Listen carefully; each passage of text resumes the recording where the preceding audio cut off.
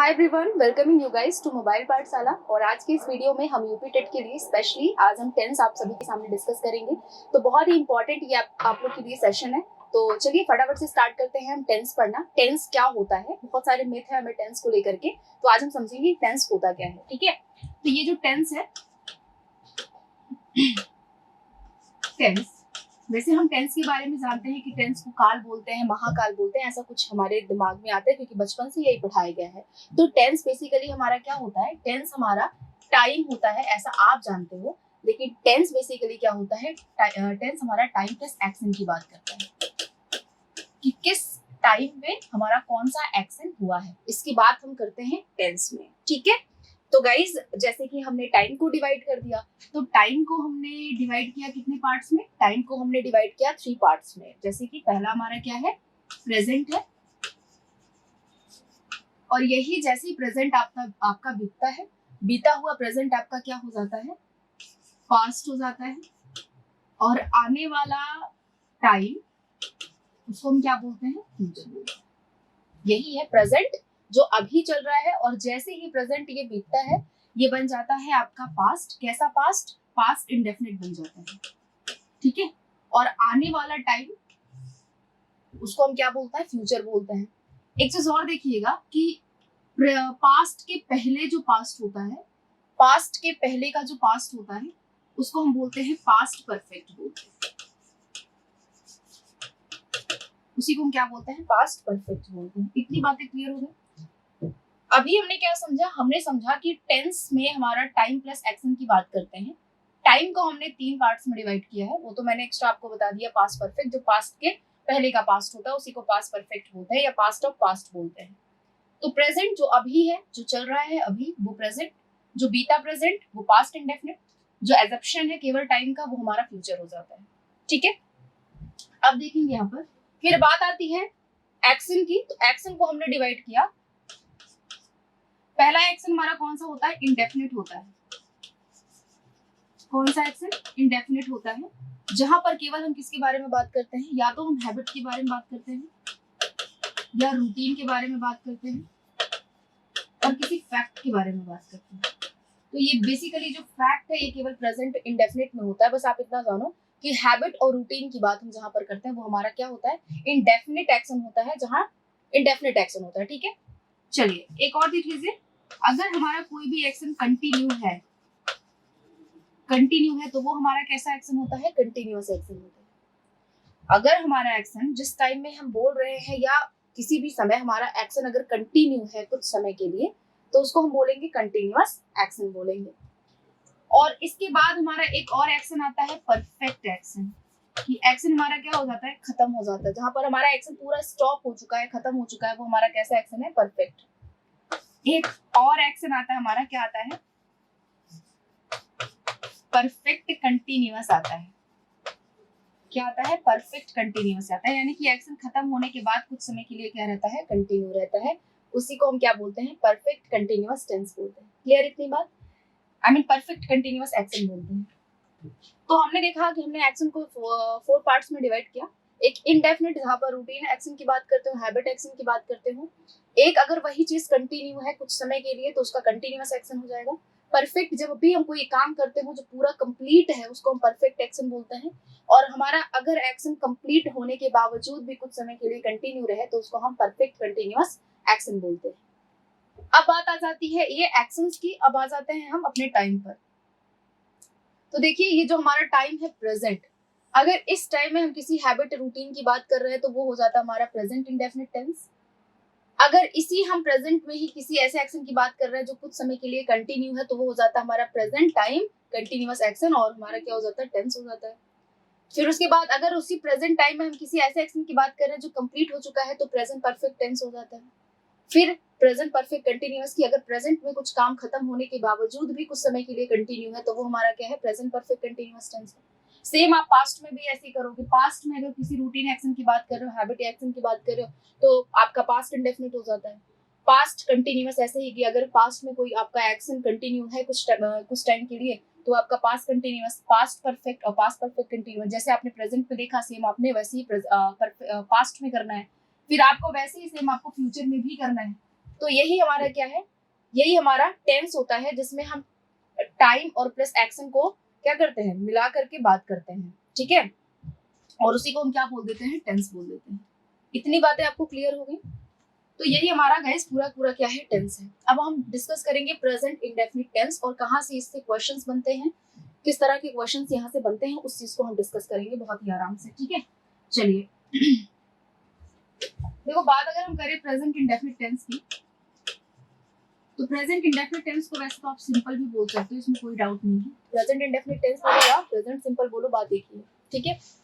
अब यहाँ पर हमने बताया जैसे कि क्या क्या इसमें खास बात होती है, क्या चीजें, क्या किस तरह के सेंटेंसेस को हम प्रेजेंट इंडेफिनिट में यूज करते हैं, किस तरह के सेंटेंसेस। तो अगर आप देखो, अगर आप हैबिट की बात कर रहे हो, प्रेजेंट की कोई हैबिट है, प्रेजेंट का कोई रूटीन है, आपका रूटीन एक्शन है, ठीक है, या कोई भी फैक्ट हो गया, चाहे वो साइंटिफिक हो या यूनिवर्सल हो, कोई भी फैक्ट हो गया जो एकदम फैक्ट है, जहां घुमा फिरा के बात नहीं करनी है, वही हमारा क्या होता है, उसको भी, इस तरह के सेंटेंसेस को भी हम प्रेजेंट इंडेफिनिट में यूज करते हैं। क्लियर इतनी बात।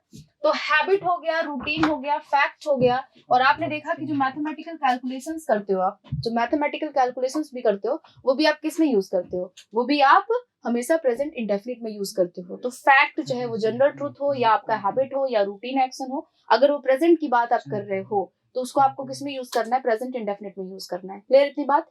तो गाइज अभी हमने देखा कि इनकी बात करते हैं, इन सभी की बात हम करते हैं किसमें, प्रेजेंट इंडेफिनिट में। तो आपको पता है कि टाइप ऑफ सेंटेंसेस, ये बातें तो हमें क्लियर हो गई कि क्या किस तरह के सेंटेंसेस होते हैं जिनको हम यूज करते हैं प्रेजेंट इंडेफिनिट में।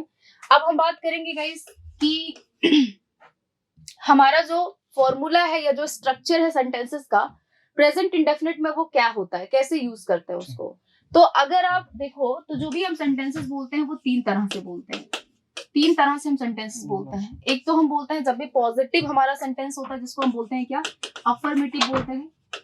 अगर पॉजिटिव है तो वो अफर्मेटिव है।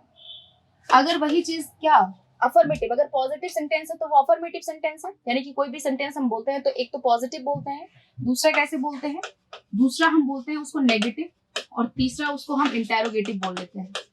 और इंटेरोगेटिव को हम दो तरह से यूज करते हैं, एक तो हम कैसे करते हैं, एक तो हम हेल्पिंग वर्ब से करते हैं और दूसरा क्वेश्चन वर्ड से करते हैं। क्लियर इतनी बात। तो तीन तरह के हम सेंटेंसेस बोलते हैं, एक तो अफर्मेटिव, दूसरा नेगेटिव और तीसरा इंटेरोगेटिव। क्लियर इतनी बात। तो अब हमें देखना है कि अगर प्रेजेंट इंडेफिनिट में हम कोई भी सेंटेंस बोल रहे हैं जिसको हमें अफर्मेटिव बोलना है, तो उसके लिए हमारा क्या स्ट्रक्चर होना चाहिए, उसको हम देख लेते हैं। तो स्ट्रक्चर हमारा क्या होगा, स्ट्रक्चर क्या होगा हमारा,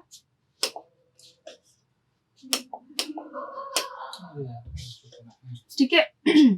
तो स्ट्रक्चर्स देखेंगे हम अपने प्रेजेंट इंडेफिनिट के अफर्मेटिव सेंटेंस के लिए। तो जब भी अफर्मेटिव सेंटेंस बोलोगे,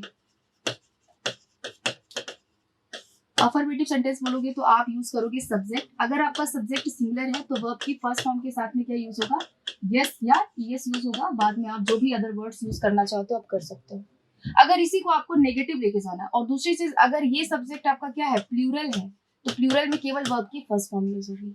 अगर यही सेंटेंस आप नेगेटिव लेके जाना चाहते हैं तो नेगेटिव में आप क्या यूज करेंगे, नेगेटिव में आप यूज करेंगे सब्जेक्ट प्लस क्या, डू या फिर डज। अब एक चीज ध्यान रखना है कि डू हमेशा प्लूरल सब्जेक्ट के साथ यूज होता है और डज हमेशा सिंगुलर सब्जेक्ट के साथ यूज होता है, और उसके बाद हमेशा वर्ब की फर्स्ट फॉर्म आती है। जब भी आप नेगेटिव और इंटेरोगेटिव सेंटेंसेस लेते हैं प्रेजेंट इंडेफिनिट में, तो वहां केवल वर्ब की फर्स्ट फॉर्म आती है, चाहे आपका सब्जेक्ट सिंगुलर हो या फिर प्लूरल हो, डजंट मैटर। क्लियर। तो यहाँ देखो सब्जेक्ट डू डज दिया हुआ है, डू डज हमारा वर्ब है, उसके बाद हमारी वर्ब की फर्स्ट फॉर्म आती है और फिर अदर वर्ड्स आ जाते हैं जो भी आपको यूज करना है। फिर बात आ जाती है इंटेरोगेटिव की। तो एज आई सेड गाइस कि आपको इंटेरोगेटिव दो तरीके से आप यूज करते हो, एक तो हेल्पिंग वर्ब से, दूसरा क्वेश्चन वर्ड से। तो इंटेरोगेटिव की अगर हम बात कर लें,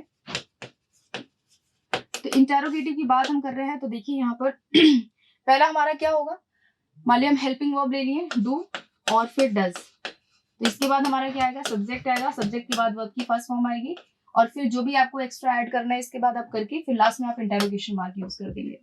और क्वेश्चन वर्ड वाले में question word do does plus subject plus verb की फर्स्ट फॉर्म, देन अपना उसके बाद आप क्या यूज करेंगे, क्वेश्चन वर्ड, यानी इंटरोगेशन मार्क यूज कर देंगे। क्लियर इतनी बात?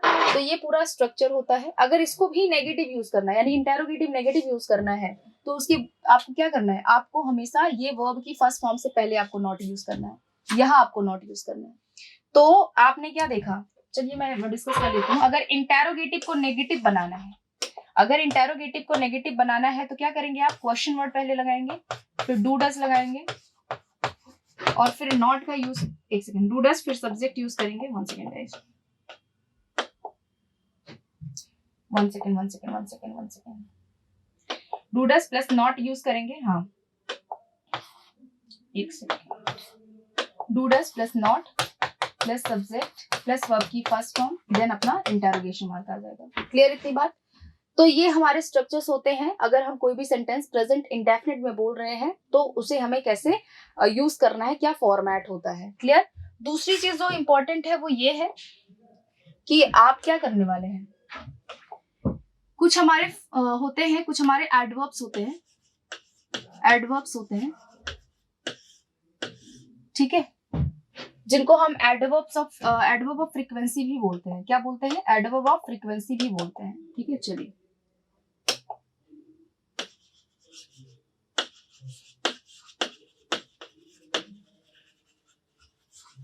जो कि एम्फसाइज करने के लिए यूज किए जाते हैं। किसके लिए? एम्फसाइज करने के लिए यूज किए जाते हैं। तो जैसे मैं बात करूं, जैसे कि मैं बात करूं, अगर कहीं भी आपका सेल्डम यूज हुआ है, सेल्डम यूज हुआ है, समटाइम्स यूज हुआ है, ठीक है, ऑलवेज आया है, या फिर आप देख रहे हो आप फ्रीक्वेंटली आया है, ठीक है, या ऑफन का यूज किया आपने, ये सारे एडवर्ब्स हैं जो एम्फसाइज करने के लिए यूज किए जाते हैं वर्ब को, है ना। तो सेल्डम, समटाइम्स, या फिर ऑलवेज हो गया, या फिर ओकेजनली हो गया,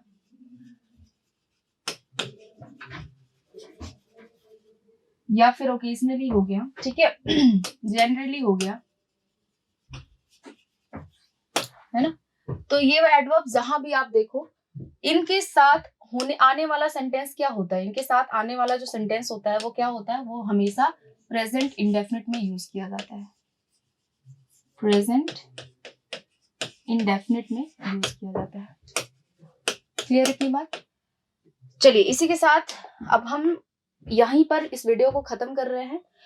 हाँ, 2-3 सेंटेंसेस को मैं बता देती हूँ ताकि एग्जाम्पल्स बता देती हूँ। चलिए एग्जाम्पल खत्म करने से पहले एग्जाम्पल्स देख लेते हैं। जैसे कि मैं बोलूं, अगर आपके पास में सेंटेंस है, जैसे मैं बोलूं she is seldom going to school, going to school, तो ये गलत है। इसका सही फॉर्म क्या होगा? She seldom goes to school. Clear इतनी बात? तो ये आपको देखना है, जहां भी फ्रीक्वेंटली आया है, ऑलवेज आया है, जनरली आया है, समटाइम्स आया है, या फिर नेवर का यूज हो जाए, तो ऐसे हमारे जो भी सेंटेंसेस होते हैं, ऐसे ऐसे हमारे जहां भी एडवर्ब्स यूज किए जाते हैं, उस सेंटेंस को हम यूज करते हैं किसमें? प्रेजेंट इंडेफिनिट में यूज करते हैं। Clear guys? तो आई होप कि आपको ये सेशन अच्छा लगा होगा। ठीक है, इसके बाद भी हम प्रेजेंट कंटिन्यूअस डिस्कस करेंगे। आज के लिए इतना ही। Thank you so much, bye bye and take care guys.